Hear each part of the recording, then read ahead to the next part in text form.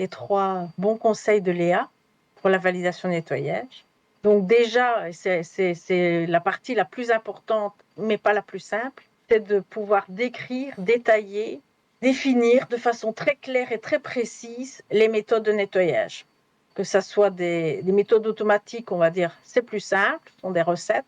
Les méthodes manuelles, c'est beaucoup plus compliqué, surtout pour qu'elles soient appliquées de façon correcte. Donc là, c'est un travail qui est absolument nécessaire, mais qui est vraiment pas simple. Et ensuite, idéalement, une fois qu'on les a définies clairement et précisément, mais il faut surtout s'assurer qu'elles sont respectées. Et respectables, je veux dire, on peut avoir aussi parfois des descriptions qui sont pas suffisamment pratiques. Et donc, il faut vraiment aller sur le terrain et s'intéresser au travail des personnes qui effectuent ces opérations-là, qui ne sont pas les opérations les plus simples, ni les plus agréables, ni les plus valorisées. Donc, c'est important de les accompagner. Ensuite, il y a les méthodes analytiques qui va permettre justement de détecter les résidus. Bien sûr, cette méthode analytique doit être appropriée, c'est-à-dire qu'elle va avoir des limites de détection, des limites de quantification qui nous permettent d'être consistant par rapport aux critères d'acceptation. Donc, c'est sûr que si j'ai une méthode analytique qui n'est pas très, je vais dire, qui ne permet pas de détecter des très faibles quantités, ben, je vais toujours être content, je ne vais rien voir, donc je vais dire c'est bon.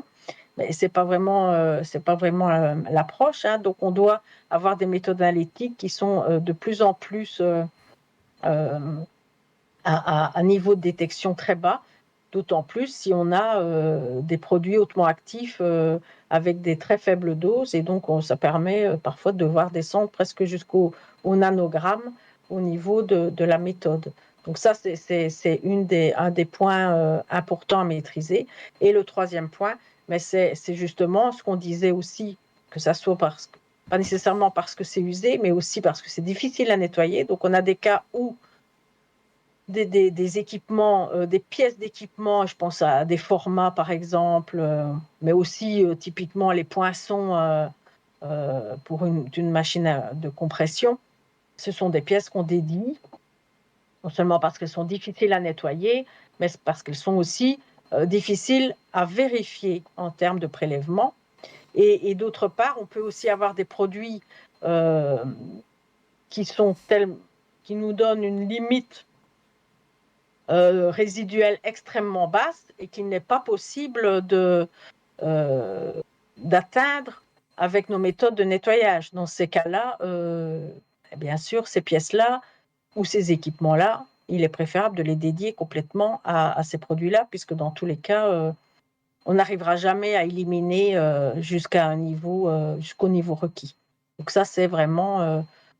et là aussi, il faut se rendre compte du besoin parce que ça peut générer des surcoûts en termes d'achat lorsqu'on va définir un projet pour des équipements. Il faut se rendre compte du surcoût qui pourrait être nécessité par des pièces dédiées.